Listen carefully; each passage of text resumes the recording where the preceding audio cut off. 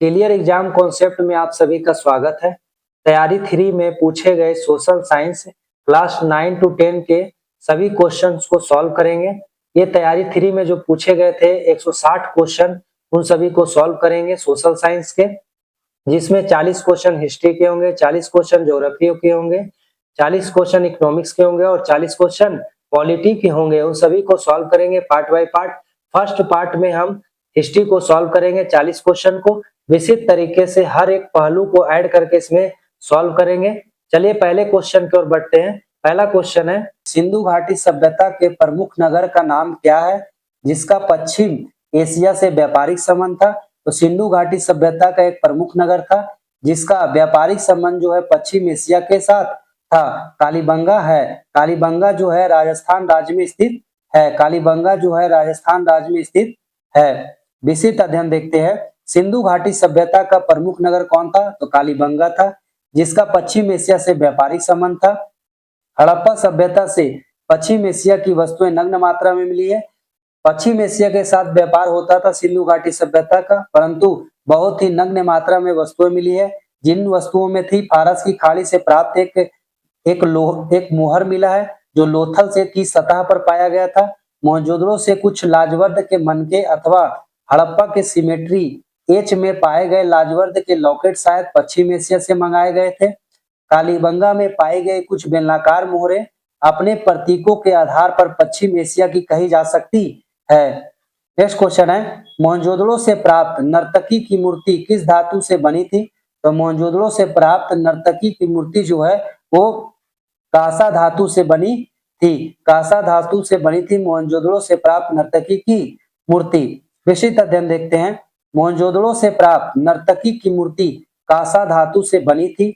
मोहनजोदड़ो सिंध के लारकाना जिले में सिंधु नदी के दाएं तट पर स्थित है। इसकी खोज 1922 ईस्वी में राखाल दास बनर्जी ने की थी।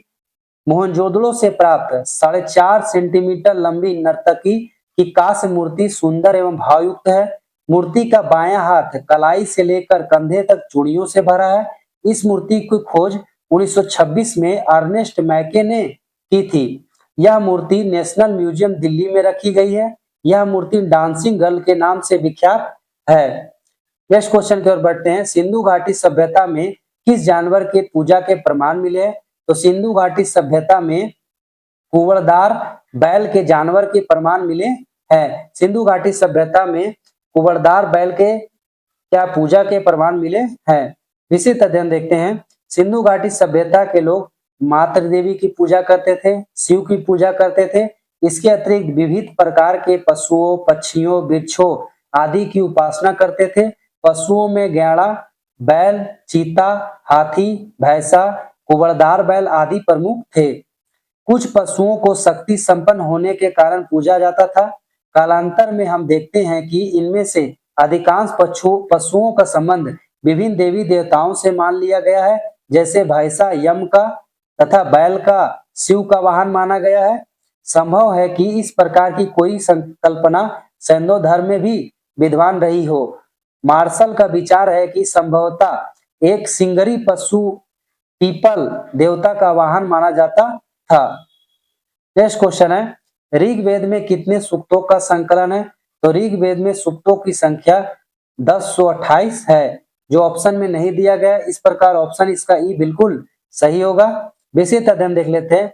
संपूर्ण ऋग्वेद 10 खंडों में विभक्त है, जिसे मंडल कहा जाता है। ऋग्वेद का एक अन्य विभाजन क्रमशः अष्टक 8, अध्याय 64, वर्ग 21-12, 2112, ऋचा या मंत्रों की संख्या 10,552 के रूप में किया गया है। ऋचा या मंत्रों के समूह को सूक्त कहा जाता है। ऋग्वेद में सूक्तों की संख्या 1017 है। इसके अतिरिक्त 8वें मंडल में स्थित 11 वाल्यखिल सूक्त या परिशिष्ट भी जोड़ दिए जाए तो ऋग्वेद में सूक्तों की संख्या 1028 होती है। नेक्स्ट क्वेश्चन है, किरात जूर्नियम किसने लिखा था? तो किरात जूर्नियम के लेखक भारवी थे। कौन थे किरात जूर्नियम के लेखक? भारवी थे। इस प्रकार ऑप्शन में नहीं दिया गया। ऑप्शन इसका ई बिल्कुल सही होगा। विशिष्ट अध्ययन देख लेते हैं। भारवी द्वारा लिखी गई किरात जूर्नियम एक वीर रस प्रधान 18 सर्गों का महाकाव्य है, जिसकी कथा वस्तु महाभारत से ली गई है। इस महाकाव्य में अर्जुन तथा किरात वेशधारी शिव के बीच युद्ध का वर्णन है। नोट में हमें दिया गया है, कालिदास संस्कृत भाषा के सर्वश्रेष्ठ कवि एवं नाटककार है। इनकी प्रमुख रचना कुमार संभवम, मेघदूतम, रघुवंशम, महाकाव्यम, मालविका निमित्रम, अभिज्ञान शकुंतलम आदि है। भट्टी बल्लभी शासक सिद्धर सेन के समकालीन थे। इनकी रचनाओं में भट्टी काव्य रावण वध महत्वपूर्ण है, जबकि शूद्रक द्वारा लिखित संस्कृत नाटक मृच्छकाटिकम है। फ्रेंड्स, ये जितने भी दिए गए हैं पुस्तक, चाहे कालिदास के हो, चाहे भारवी के हो, चाहे भट्टी के हो, बल्लवी के हो या शूद्रक के हो, सभी को पूछा गया फ्रेंड्स प्रीवियस ईयर क्वेश्चन में। आप इसे जरूर देखें, एक दो बार इसे रिवीजन जरूर करें फ्रेंड्स। चलिए नेक्स्ट क्वेश्चन की ओर बढ़ते हैं। नेक्स्ट क्वेश्चन है, वैदिक काल में प्रयुक्त पूर्व का अर्थ है। तो वैदिक काल में प्रयुक्त पूर्व का जो अर्थ है दुर्ग है। वैदिक काल में पूर्व को दुर्ग कहा जाता था। फ्रेंड्स, विस्तृत अध्ययन देखते हैं। वैदिक काल में प्रयुक्त शब्द पूर्व का अर्थ जो है दुर्ग होता है। ऋग्वेद काल में सामान्यतः राजतंत्र का प्रचलन था। राजन शब्द का उल्लेख अनेक स्थलों पर हुआ है। राजा को जन का रक्षक, गोप्ता जनस्य तथा दुर्गों को भेदन करने वाला पूरा भेता कहा गया है।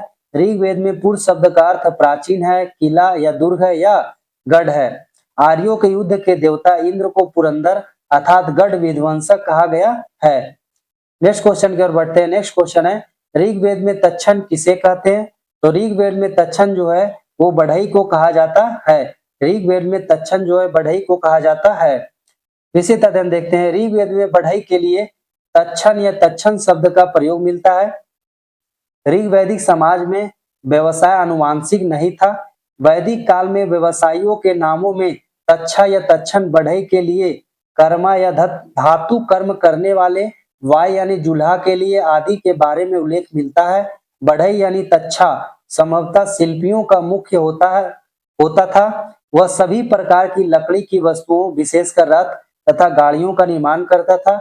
आर्यों के सामरिक जीवन में रथों का अधिक महत्व होने के कारण तक्षा की सामाजिक प्रतिष्ठा अत्यधिक थी।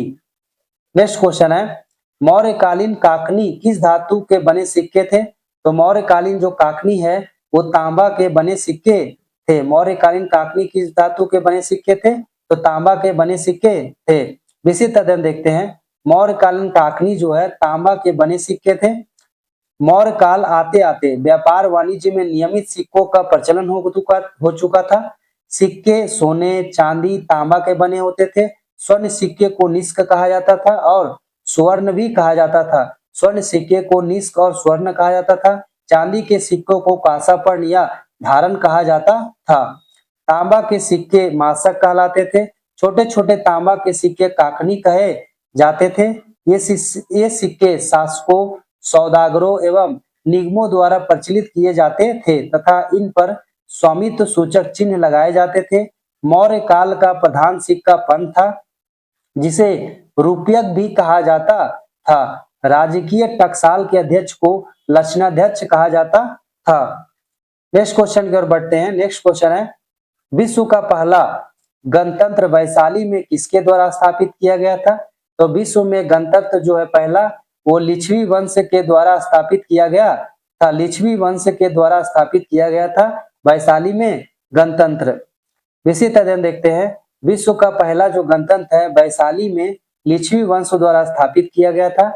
महाबग जातक में वैशाली को एक धनी, समृद्धशाली तथा धनी आबादी वाला नगर कहा गया है। वैशाली लिच्छवियों द्वारा स्थापित बुद्ध काल का सबसे बड़ा तथा शक्तिशाली गणराज्य था। लिच्छवी वज्जी संघ के सरप्रमुख थे। उनकी राजधानी वैशाली मुजफ्फरपुर जिले के वसाड़ नामक स्थान पर स्थित थी। नेक्स्ट क्वेश्चन की ओर बढ़ते हैं।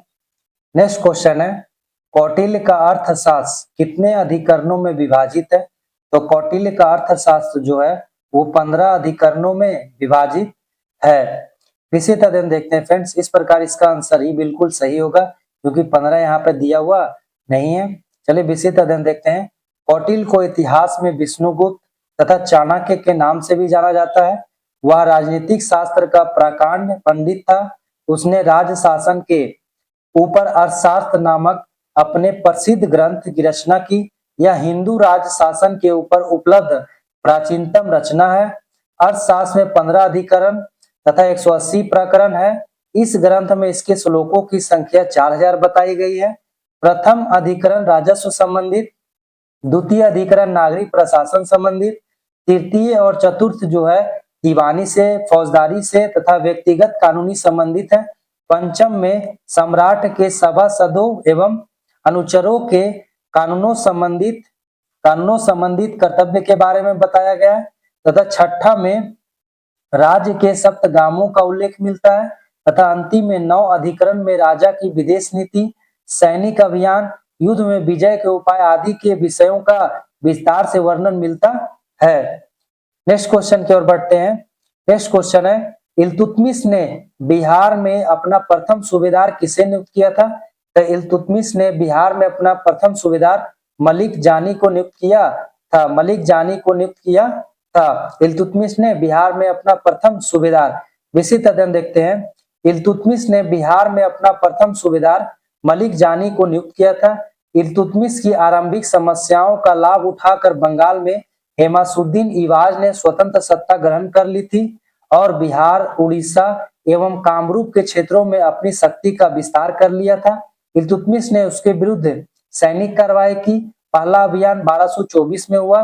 दूसरा अभियान में इवाज मारा गया और बंगाल का क्षेत्र दिल्ली सल्तनत के अधीन हो गया। उस समय मलिक जानी को वहां का सूबेदार नियुक्त किया गया, किंतु बाद में सुल्तान ने बड़े बेटे नसरुद्दीन महमूद को उस क्षेत्र का शासक नियुक्त किया था। नेक्स्ट क्वेश्चन है बिरसा मुंडा का कार्य क्षेत्र कहां तक है? तो बिरसा मुंडा का जो कार्य क्षेत्र था वो रांची था। बिरसा मुंडा का कार्य क्षेत्र जो है रांची था। बिरसा मुंडा के द्वारा मुंडा विद्रोह शुरू किया गया था। इसे उलगुलान विद्रोह भी कहा जाता है। विशिष्ट अध्ययन देखते हैं। बिरसा मुंडा का कार्य क्षेत्र रांची था। 1893 से 1900 के बीच बिरसा मुंडा के नेतृत्व में छोटा नागपुर, रांची में सर्वाधिक चर्चित आदिवासी विद्रोह हुआ था। यह विद्रोह जमींदारी भूमि व्यवस्था में परिवर्तन के कारण शुरू हुआ था तथा बाद में वह धार्मिक एवं राजनीतिक रूप ले लिया था। मुंडा विद्रोह को उलगुलान विद्रोह या महान हलचल के नाम से भी जाना जाता है। बिरसा मुंडा के द्वारा मुंडा विद्रोह शुरू किया गया था, जिसे उलगुलान विद्रोह या महान हलचल विद्रोह के नाम से भी जानते हैं। बिरसा मुंडा ने अपने आप को 1895 में भगवान का दूत घोषित किया। जून 1900 में बिरसा मुंडा की मृत्यु हो गया। बिरसा मुंडा की मृत्यु कब हुआ था? तो जून 1900 ईस्वी में हुआ था। नेक्स्ट क्वेश्चन है, 1857 की क्रांति में बिहार के नेता कौन थे? ये मिस्टेक से हो गया फ्रेंड्स। 1857 की क्रांति में बिहार के नेता कौन थे? तो 1857 की क्रांति में बिहार के नेता वीर कुंवर सिंह थे। वीर कुंवर सिंह जो है जगदीशपुर के जमींदार थे। दूसरी तरीका से भी क्वेश्चन पूछा जा सकता है कि जगदीशपुर से 1857 की क्रांति का नेतृत्व किनके द्वारा किया गया था? तो वीर कुंवर सिंह के द्वारा किया गया था। जगदीशपुर के वीर कुंवर सिंह जमींदार थे। इस प्रकार फ्रेंड्स इसका आंसर ई होगा, क्योंकि कुंवर सिंह यहाँ ऑप्शन में नहीं दिया गया है। विशिष्ट अध्ययन देखते हैं। 1857 के विद्रोह के समय बिहार के नेता कुंवर सिंह थे। जगदीशपुर पश्चिम बिहार में कुंवर सिंह ने 1857 का नेतृत्व किया था। कुंवर सिंह को विद्रोह के समय बिहार का सिंह कहा गया, जबकि कानपुर में 5 जून 1857 को नाना साहब और उसके सहयोगी तात टोपे ने किया था। फैजाबाद में मौलवी अहमदुल्ला सिकंदर शाह ने विद्रोह का नेतृत्व किया तथा अंग्रेजों के विरुद्ध जिहाद का नारा दिया था। जिहाद का नारा मौलवी अहमदुल्ला के द्वारा दिया गया था। झांसी से रानी लक्ष्मीबाई थे। लखनऊ से बेगम हजरत महल थी। नेक्स्ट क्वेश्चन है, मगध की प्रथम राजधानी कौन सी थी? तो मगध की प्रथम राजधानी जो है वो गिरिब्रज या राजगीर थी। मगध की प्रथम राजधानी जो है गिरिब्रज या राजगीर थी। विशिष्ट अध्ययन देखते हैं। बिहार में पटना के समीप वर्तमान राजगीर, प्राचीन नाम राजगृह अवस्थित है। यह मगध जनपद की प्रारंभिक राजधानी थी। इसका नाम गिरिब्रज भी मिलता है। बुद्ध काल में यह भारत का प्रसिद्ध नगर था। इसकी स्थापना का श्रेय मगध के प्रथम ऐतिहासिक शासक बिंबिसार को दिया जाता है। पाली साहित्य में राजगीर की परिधि 3 मील बताई गई है। नोट के रूप में दिया गया है, उदयन ने गंगा एवं सोन नदियों के संगम पर अपने शासन के चौथे वर्ष में पाटलिपुत्र कुसुम नामक नगर की स्थापना की तथा राजगीर के स्थान पर पाटलिपुत्र को मगध की राजधानी बनाया, जबकि शिशुनाग वंश के शिशुनाग ने मगध की दूसरी राजधानी वैशाली में बनाई थी। नेक्स्ट क्वेश्चन है, उस स्रोत का नाम बताइए जिसमें पाटलिपुत्र के प्रशासन का वर्णन उपलब्ध है। तो पाटलिपुत्र के प्रशासन का वर्णन जो है मेगस्थनीज की पुस्तक इंडिका में वर्णित है। विशिष्ट अध्ययन देखते हैं। मेगस्थनीज की पुस्तक जो है इंडिका पाटलिपुत्र के प्रशासन का वर्णन करता है। मेगस्थनीज ने पाटलिपुत्र के नगर परिषद की 5-5 सदस्यों वाली समितियों का उल्लेख किया है। इस प्रकार कुल 30 सदस्य इस नगर परिषद में होते थे। प्रथम समिति औद्योगिक तथा शिल्प से संबंधित, द्वितीय समिति विदेशी यात्रियों से संबंधित, तृतीय जनगणना के हिसाब से संबंधित, पांचवी उद्योग समिति थी जो बाजारों से संबंधित थी, छठी समिति जो है कर से संबंधित थी। नोट में दिया गया है, कौटिल्य की पुस्तक अर्थशास्त्र में राज्य संबंधी प्रशासन, आर्थिक नीति और सैन्य का वर्णन है, लेकिन इसमें पाटलिपुत्र के प्रशासन का चर्चा नहीं मिलता है। नेक्स्ट क्वेश्चन है, मदद-ए-माश मुगल प्रशासन में किससे संबंधित था? तो मदद-ए-माश जो है मुगल प्रशासन में विद्वानों को दी जाने वाली राजस्व मुक्ति भूमि से संबंधित है। मदद-ए-माश जो है विद्वानों को दी जाने वाली राजस्व मुक्त भूमि थी। विशिष्ट अध्ययन देखते हैं।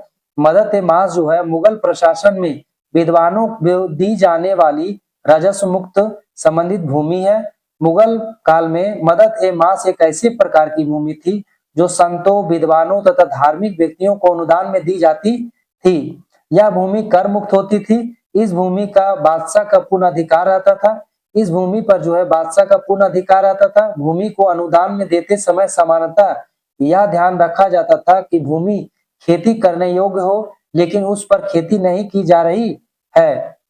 नेक्स्ट क्वेश्चन है, पूना समझौते का उद्देश्य क्या था?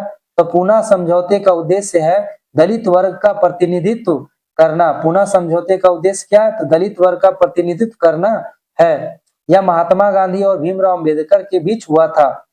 विशिष्ट अध्ययन देखते हैं। पूना समझौते का उद्देश्य दलित वर्ग का प्रतिनिधित्व था।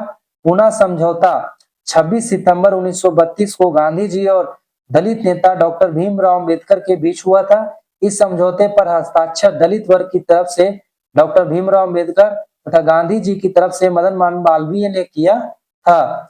पूना पैक्ट के अनुसार दलितों की पृथक निर्वाचन व्यवस्था समाप्त कर दी गई तथा विभिन्न प्रांतीय विधान मंडलों में दलित को 148 सीट जो आरक्षित किया गया तथा केंद्रीय विधानमंडल में 18 सीटें दलित वर्ग के लिए आरक्षित किया गया। नेक्स्ट क्वेश्चन की ओर बढ़ते हैं। जंतर मंतर का निर्माण किसने किया था? तो जंतर मंतर का निर्माण जो है वो सवाई राजा जय सिंह के द्वारा किया गया था। सवाई राजा जय सिंह के द्वारा जंतर मंतर का निर्माण 5 स्थानों पर किया गया था। सवाई राजा जय सिंह ऑप्शन में नहीं है, इस प्रकार ई बिल्कुल इसका सही होगा। विशिष्ट अध्ययन देख लेते हैं। जंतर मंतर का निर्माण सवाई राजा जय सिंह द्वितीय के द्वारा किया गया था। इनके 2 नाम थे, सवाई राजा जय सिंह या राजा जय सिंह द्वितीय ने करवाया था। जयपुर के राजा सवाई जय सिंह ने अपने शासनकाल में 18वीं शताब्दी की शुरुआत में 5 वेधशालाओं का निर्माण कराया, जिसे जंतर मंतर के नाम से जाना जाता था। सर्वप्रथम इसने जयपुर की वेधशाला का निर्माण करवाया। तत्पश्चात उज्जैन, मथुरा, दिल्ली, वाराणसी में वेधशालाओं का निर्माण करवाया। जयपुर स्थित जंतर मंतर सबसे बड़ा था। ये जंतर मंतर महाराजा सवाई जयसिंह की खगोलीय वेधशालाएं थी। फ्रेंड्स, ये जो 5 वेधशालाएं खोले गए हैं इसे ट्रिक के माध्यम से याद करेंगे।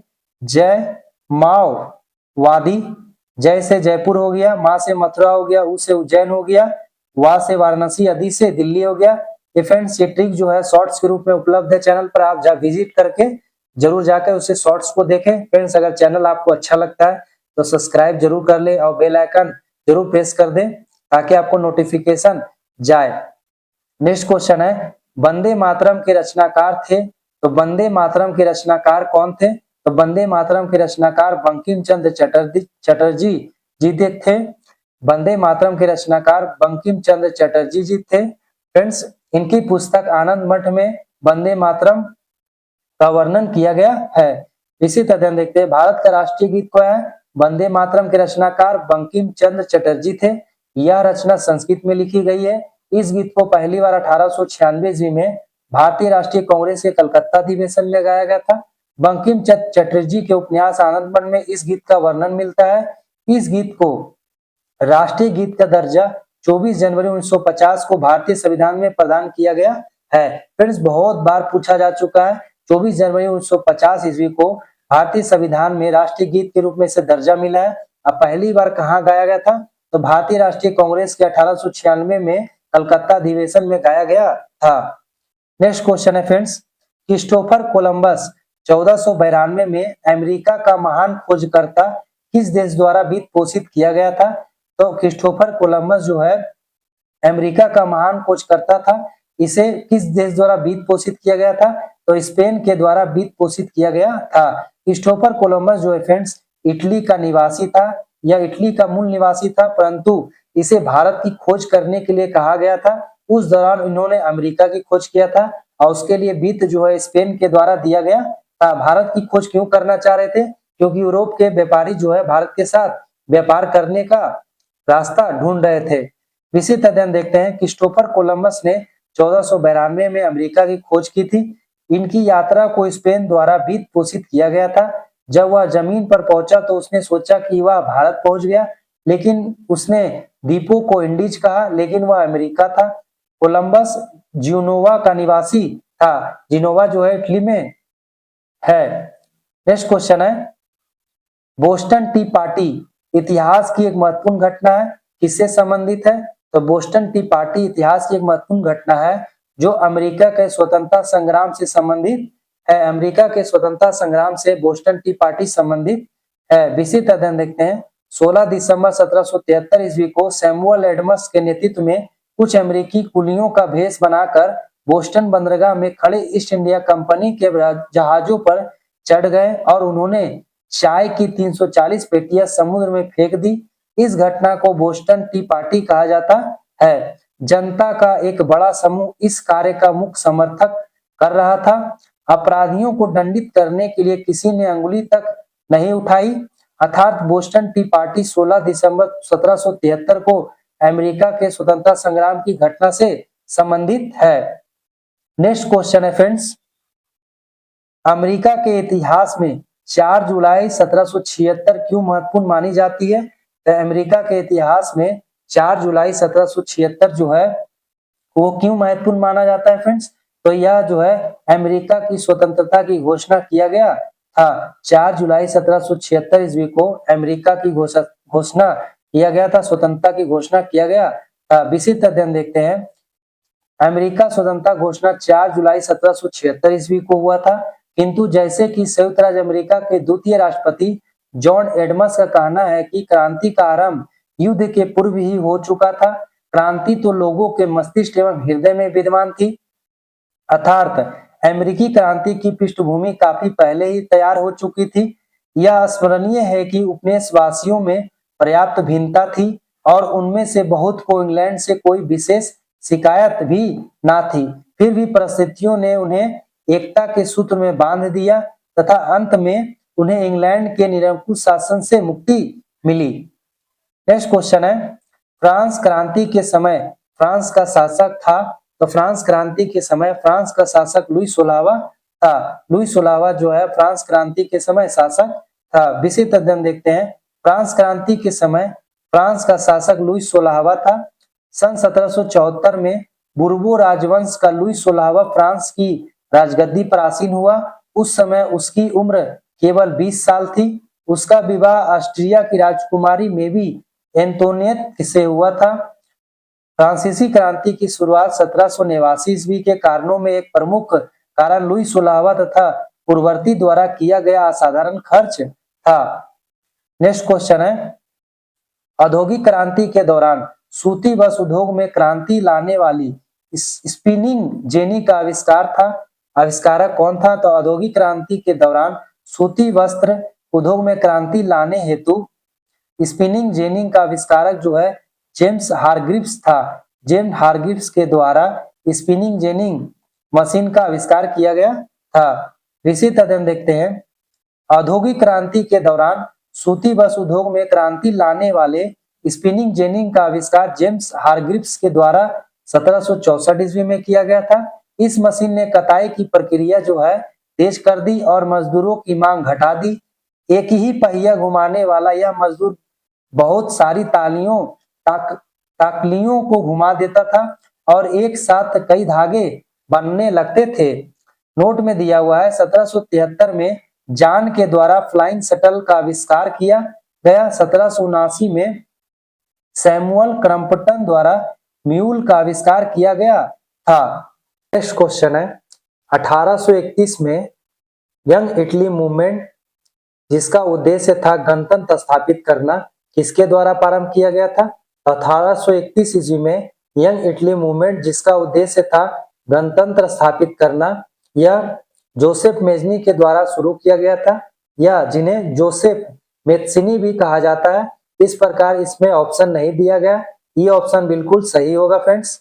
चलिए विस्तृत अध्ययन देखते हैं। 1830 के दशक में जोसेफे मेत्सिनी ने एकीकृत इतालवी गणराज्य के लिए एक सुविचारित कार्यक्रम प्रस्तुत करने की कोशिश की थी।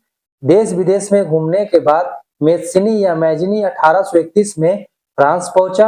वहां उसने युवा इटली आंदोलन यंग इटली मूवमेंट नामक एक संस्था की स्थापना की, जिसने इटली के राष्ट्रीय आंदोलन में शीघ्र ही कारोबारी का स्थान ले लिया। गैरीबाल्डी संभवतः इटली के स्वतंत्रता सेनानियों में सबसे मशहूर था। 1833 में उसकी मुलाकात मेत्सिनी से हुई। वह यंग इटली आंदोलन से जुड़ा और 1834 में पीडमोंट के गणतंत्र विद्रोह में भाग लिया था। नेक्स्ट क्वेश्चन है जर्मनी के एकीकरण का वास्तुकार कौन था जो रक्त एवं लौह नीति पर विश्वास करता था? तो जर्मनी के एकीकरण का वास्तुकार था ओटो वॉन बिस्मार्क था, जो रक्त एवं लौह की नीति पर विश्वास करता था। बिस्मार्क था जो लौह एवं रक्त की नीति पर विश्वास करता था। विस्तृत अध्ययन देखते हैं। जर्मनी के एकीकरण का वास्तुकार ओटो वॉन बिस्मार्क था, जो रक्त एवं लौह की नीति पर विश्वास करता था। पर्सा ने जर्मनी के राष्ट्रीय एकीकरण के आंदोलन का नेतृत्व संभाल लिया था। उसका प्रमुख मंत्री बिस्मार्क इस प्रक्रिया का जनक था, जिसने पर्सा की सेना और नौकरशाही की मदद ली। 7 वर्षों के दौरान ऑस्ट्रिया, डेनमार्क और फ्रांस से 3 युद्धों में पर्सा की जीत हुई और जर्मनी के एकीकरण की प्रक्रिया पूर्ण हुई। जनवरी 1831 में वर्साय में हुए एक समारोह में पर्सा के राजा विलियम प्रथम को जर्मनी का सम्राट घोषित किया गया। नेक्स्ट क्वेश्चन है द्वितीय विश्व युद्ध में नवंबर 1941 में अमेरिका के प्रवेश का मुख्य कारण था। तो अमेरिका के प्रवेश का जो है तो मुख्य कारण था जापान द्वारा अमेरिका के सैन्य ठिकानों पर हमला करना। अमेरिका का जो है प्रवेश का मुख्य कारण था जापान के द्वारा अमेरिका के सैन्य ठिकानों पर हमला करने के कारण अमेरिका जो है द्वितीय विश्व युद्ध में शामिल हुआ था। फ्रेंड्स ऑप्शन में नहीं दिया गया, इस प्रकार ई ऑप्शन जो है इसका बिल्कुल सही होगा। विस्तृत अध्ययन देखते हैं। 7 दिसंबर 1941 को ईस्वी को युद्ध की घोषणा किए बिना जापान ने अचानक प्रशांत महासागर में हवाई द्वीप समूह में स्थित अमेरिकी सैन्य ठिकाने पर्ल हार्बर पर हवाई जहाजों तथा पनडुब्बियों से आक्रमण करके अमेरिका का बहुत बड़ा भाग नष्ट कर दिया। इस घटना के दूसरे दिन 8 दिसंबर 1941 को अमेरिका और इंग्लैंड ने जापान के विरुद्ध युद्ध की घोषणा कर दी। इस प्रकार द्वितीय विश्व युद्ध में अमेरिका के प्रवेश का ही मुख्य कारण था। नोट दिया है सुडेटलैंड पर जर्मनी द्वारा 1938 ईस्वी में कब्जा किया गया था। सितंबर 1939 ईस्वी में जर्मनी द्वारा पोलैंड पर आक्रमण किया गया, जबकि स्टालिनग्राड का युद्ध अगस्त 1942 में हुआ था। स्टालिनग्राड का युद्ध कब हुआ था? तो अगस्त 1942 ईस्वी में हुआ था। नेक्स्ट क्वेश्चन है जब मार्को पोलो ने चीन का दौरा किया था तब वहां का शासक कौन था? तो जब मार्को पोलो ने चीन का दौरा किया था तो वहां का शासक जो है कुबलई खान था। कुबलई खान जो है मार्को पोलो ने जब चीन की यात्रा की थी तो वहां का शासक था। विस्तृत अध्ययन देखते हैं। मार्को पोलो ने 1271 से 72 ईस्वी में कुबलई खान, जो उनका शासनकाल 1214 से लेकर 1294 के शासनकाल में चीन की यात्रा किया था। कुबलई खान ने मार्को पोलो एवं उनके चचा का स्वागत किया था तथा चीनी दरबार में उसे एक उच्च पद दिया गया था। उनका कहना था कि चीन की शासन व्यवस्था उन दिनों बहुत अच्छी थी, वहां मुद्रा व्यवस्था प्रचलन में थी। मार्को पोलो वेनिस इटली का निवासी था, उसे मध्यकालीन यात्रियों का राजकुमार कहा गया। बहुत बार पूछा जा चुका है फ्रेंड्स, मध्यकालीन यात्रियों का राजकुमार किसे कहा जाता है? तो मार्को पोलो को कहा जाता है। मार्को पोलो ने पांड्य शासक मरवा वर्मन कुलशेखर के शासनकाल में दक्षिण भारत की यात्रा की थी तथा काकतीय वंश की महिला रुद्रमा या रुद्रमा देवी का उल्लेख भी किया है। फ्रेंड्स, बहुत बार पूछा जा चुका है कि मार्को पोलो के द्वारा किस शासिका का वर्णन किया गया है? तो काकतीय वंश की महिला रुद्रमा या रुद्रमा देवी का वर्णन किया गया है। नेक्स्ट क्वेश्चन है, यूएसए संयुक्त राज्य अमेरिका में पहली अंग्रेजी बस्ती कौन सी थी? तो संयुक्त राज्य अमेरिका में पहली अंग्रेजी बस्ती जो है वो जेम्स टाउन थी। जेम्स टाउन जो है संयुक्त राज्य अमेरिका की पहली अंग्रेजी बस्ती थी। विस्तृत अध्ययन देखते हैं। संयुक्त राज्य अमेरिका में पहली अंग्रेजी बस्ती जेम्स टाउन थी। रानी एलिजाबेथ प्रथम के खुले समर्थन के बाद 1607 ईस्वी में कप्तान क्रिस्टोफर न्यूफोर्टे के नेतृत्व में 1920 में अंग्रेजी वर्जीनिया क्षेत्र की जेम्स नदी के किनारे जेम्स टाउन नामक बस्ती की स्थापना की थी।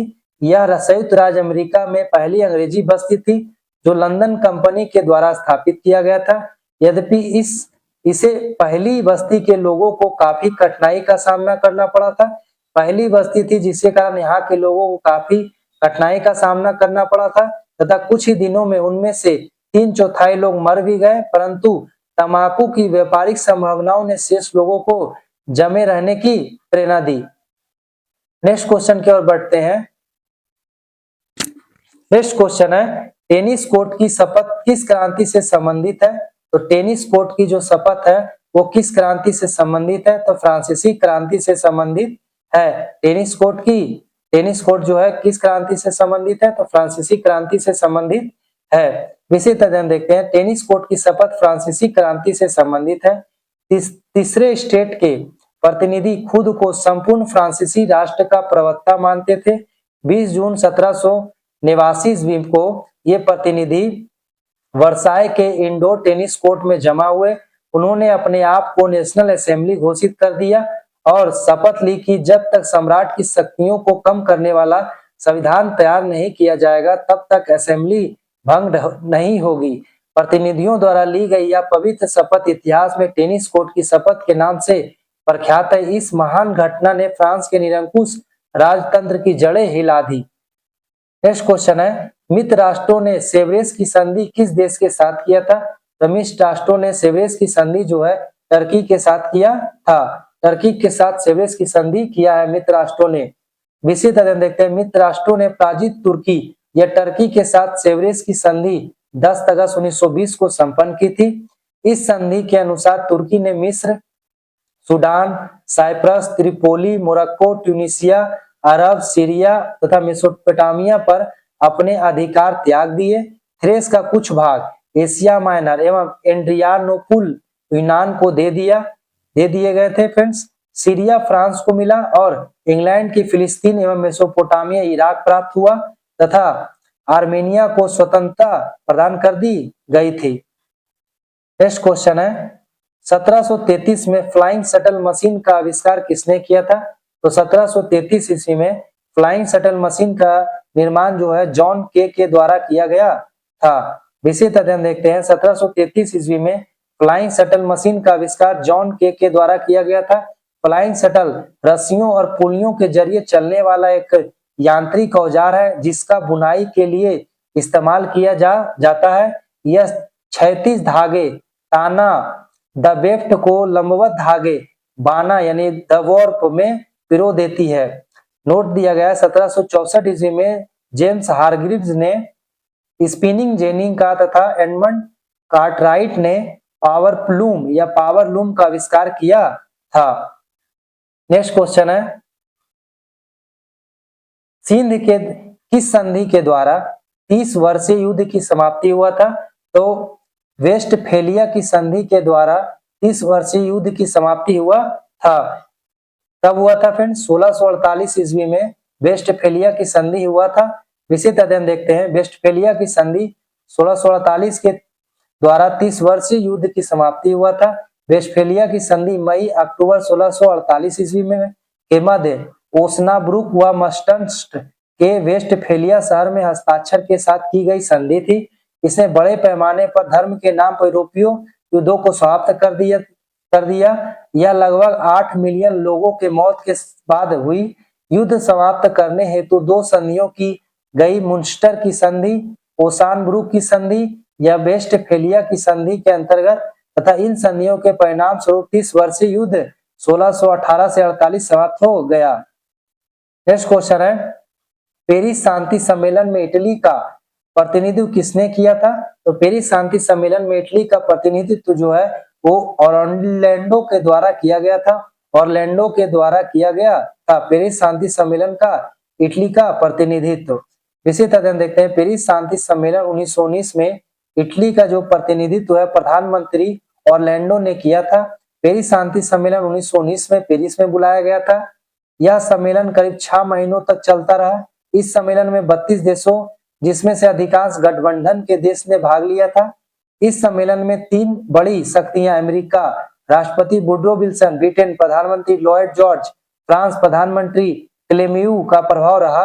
रूस इसमें शामिल नहीं हुआ क्योंकि वह प्रथम विश्व युद्ध से पहले ही अलग हो गया था। नेक्स्ट क्वेश्चन है, वैंकूवर जाने के लिए कामागाटामारू जहाज किराए पर किसने लिया था? तो वैंकूवर जाने के लिए कामागाटामारू जो जहाज है वो लिया गया था गुरुदत्त सिंह के द्वारा लिया गया था, जिनका दूसरा नाम भी है गुरदीप सिंह भी आता है कभी कभी क्वेश्चन में। इस प्रकार ऑप्शन ई इसका बिल्कुल सही होगा। ऑप्शन में नहीं दिया गया। एक भारतीय नागरिक गुरदीप सिंह या गुरदत्त सिंह ने एक जापानी जलपोत कामागाटामारू को भाड़े पर लेकर 351 पंजाबी सिखों और 21 मुसलमानों को कनाडा के वैंकूवर नगर ले जाने का प्रयत्न किया था, लेकिन कनाडा सरकार ने इन यात्रियों को बंदरगाह पर उतरने की अनुमति नहीं दी और जहाज 27 सितंबर 1914 को पुनः कलकत्ता बंदरगाह लौट गया। यह घटना कामागाटामारू प्रकरण 1914 के नाम से जानी गई। नेक्स्ट क्वेश्चन है, शोर कमेटी की स्थापना किससे संबंधित नहीं थी? तो शोर कमेटी की जो स्थापना है वो हुसैन रहीम से संबंधित था, बलवंत सिंह से संबंधित था, परंतु भगवान सिंह से संबंधित नहीं था। विस्तृत अध्ययन देखते हैं। कामागाटामारू प्रकरण 1914 के यात्रियों के अधिकरण के लिए लड़ने के उद्देश्य से हुसैन रहीम, सोहनलाल पाठक और बलवंत सिंह के नेतृत्व में शोर कमेटी तटीय समिति गठित किया गया था। चंदा इकट्ठा किए जाने लगा और विरोध में बैठकें होने लगी। भारत में अंग्रेजी हुकूमत के नेतृत्व के खिलाफ विद्रोह की धमकी दी गई। अमेरिका में भी भगवान सिंह, बरकतुल्ला रामचंद्र भी और सोहन सिंह भी इसके नेतृत्व में प्रभावी आंदोलन छेड़ा। नेक्स्ट क्वेश्चन है, महात्मा गांधी ने किस घटना को हिमालयी भूल कहा था? तो महात्मा गांधी ने चौरा चौरी कांड को हिमालय जैसी भूल कहा था। विस्तृत अध्ययन देखते हैं। महात्मा गांधी ने चौरा चौरी कांड फरवरी 1922 को हिमालय भूल कहा है। असहयोग आंदोलन 1920 से 22 के दौरान फरवरी 1922 ईस्वी में गोरखपुर जिले के चौरा चौरी नामक स्थान पर जुलूस में शामिल भीड़ ने पुलिस चौकी पर धावा बोल दिया और थाने में आग लगा दी। जो सिपाही भागने के प्रयास में बाहर आए उन्हें भीड़ ने मार डाला और आग में फेंक दिया। 22 पुलिसकर्मी मारे गए। इस घटना की खबर मिलते ही गांधी जी ने इस घटना को हिमालय जैसी भूल कहा और असहयोग आंदोलन को वापस लेने की घोषणा कर दी।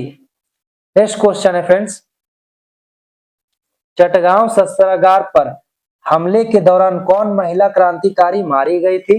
तो चटगांव शस्त्रागार पर हमले के दौरान प्रीति लता वाडेदार जो होता है वो मारी गई थी। चटगांव शस्त्रागार में हमले के दौरान कौन महिला मारी गई थी?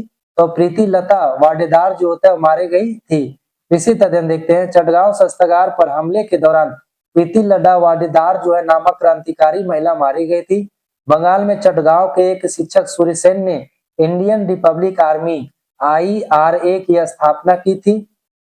सूर्यसेन को मास्टर दा के रूप में भी जाना जाता है, के नेतृत्व में IRA के सदस्यों ने चटगांव शस्त्रागार पर अप्रैल 1930 में आक्रमण कर हथियारों पर कब्जा कर लिया। प्रीति लता वाडेकर ने पहाड़ ताली चटगांव के रेलवे इंस्टीट्यूट पर छापा मारते समय मारी गई, जबकि कल्पना दत्त को सूर्यसेन के साथ गिरफ्तार कर लिया गया एवं उन्हें आजीवन कारावास की सजा दी गई। नोट दिया गया है, दिसंबर 1931 में कोमिला की 2 युवतियां सुनीति चौधरी एवं शांति घोष ने कोमिला के जिलाधिकारी मिस्टर स्टीवन की हत्या कर दी। नेक्स्ट क्वेश्चन है, इनमें से कौन क्रांतिकारी काकोरी ट्रेन कांड से संबंधित नहीं था? तो काकोरी ट्रेन कांड से कौन कौन संबंधित थे? अशफाक उल्लाह खान, राम प्रसाद बिस्मिल, जबकि प्रफुल्ल चाकी संबंधित नहीं थे।